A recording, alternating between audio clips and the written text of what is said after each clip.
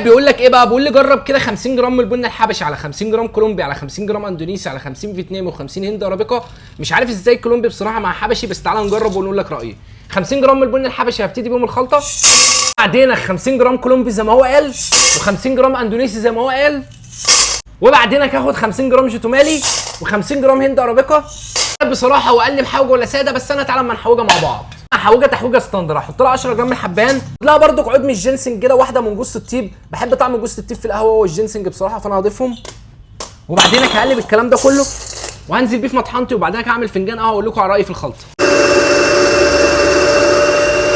تعالى كده بعد ما خلصنا بقى وطحناه نعمل منه فنجان ونقول لكم على راينا. بصراحه هناخد منه معلقتين، وهناخد مقدار السكر زي ما احنا عايزين بالظبط. نحط ميتنا، وبعد كده نقفل الكنكه بتاعتنا ونبدا نرجها، وهنهدي النار خالص وعلى النار تكاد تكون مطفيه عشان القهوه تستوي كويس جدا.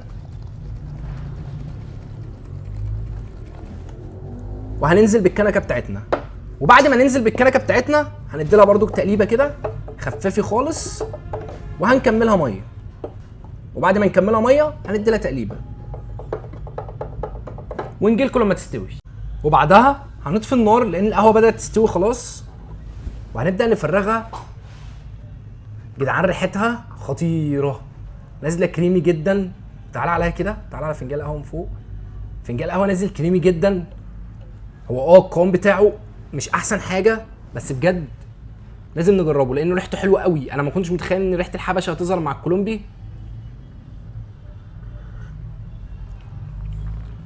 جدعان ايه الجمال ده، خطير بجد. انت تسلم ايدك. ويلا يا جدعان لو حد عايز يقول لي على خلطه جربها، عشان يعني بصراحه الخلطه طلعت خطيره. انا ما كنتش متخيل بصراحه ميكس الكولومبي مع الحبشي، بس بجد طلعت خطيره وجميله. تسلم ايدك وبجد جربوها تعجبكم.